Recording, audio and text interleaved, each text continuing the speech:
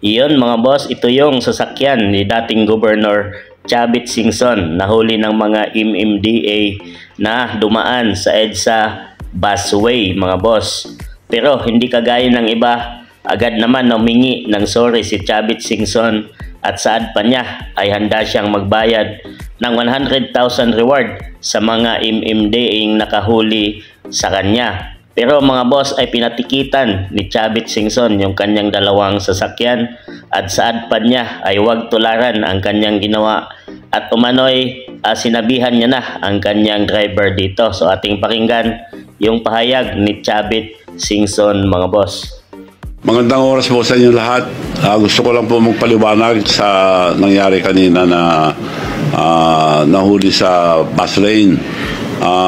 Yun po, I'm very sorry at hindi sinasadya dahil nag-overtake daw yung driver hindi naman sa bus lane mismo, nag-overtake lang sa hindi nakasarayo kasi bukas, nag-overtake. Anyway, hindi dapat tularan and my congratulations sa mga tiga MMD na nakahuli.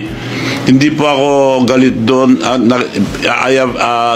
Bigyan ko sila ng reward baka kala lagay, hindi.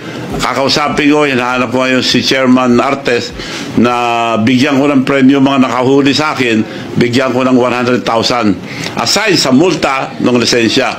So sorry po sa nangyari, hindi po namin sinasadya, hindi dapat tularan. At saka isa pa, yung plaka, walang plaka yun, bagong gawa. Gawa kasi kami ng ang tawag namin doon, BMW ang gumagawa, Baluarte Motor Works, ng bulletproof cars na bagong-bago, kaya wala pang plaka. May mga papeles na pero hindi pa na-retro dahil tinetest pa yung mga yun. Marami kaming ginagawang mga bulletproof na kung anong order nung nagpapagawa, made to order kasi yun, kung anong itsura gusto nila, yun ang ginagawa namin. So wala pang plate number yun, pero meron nakarehistro yun, marerehistro yun. Yun lang po, inuulit ko, I'm sorry what happened, hindi dapat gayahin. At ako, aside sa multa sa lisensya, gusto ko magbigay ng premyo sa mga nakahuli through Chairman Artes.